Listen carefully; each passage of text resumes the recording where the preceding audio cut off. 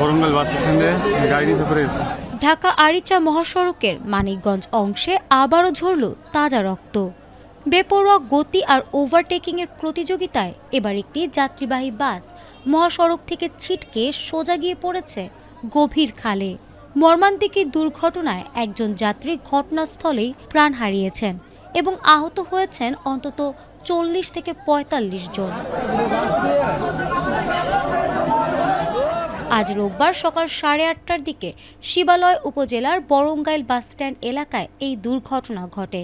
প্রত্যক্ষদর্শীরা জানান, পাটুরিয়া থেকে ছেড়ে আসা ঢাকাগামী সেলফি পরিবহনের বাসটি আরেকটি গাড়িকে ওভারটেক করতে গিয়ে গতি হারিয়ে ফেলে।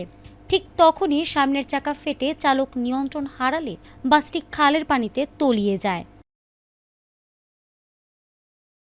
খবর পেয়ে ফায়ার সার্ভিস ও হাইওয়ে পুলিশ স্থানীয়দের সহযোগিতায় দ্রুত উদ্ধার কাজ শুরু করে। নিহত ব্যক্তির পরিচয় মোহাম্মদ দেলোয়ার হোসেন বলে নিশ্চিত করেছে পুলিশ। আহতদের উদ্ধার করে মানিকগঞ্জ সদর স্থানীয় হাসপাতালে ভর্তি করা হয়েছে। ঘটনার পর থেকেই চালক ও হেলপার পলাতক রয়েছে। তাদের আটকে অভিযান চলছে বলে জানিয়েছে হাইওয়ে থানা পুলিশ।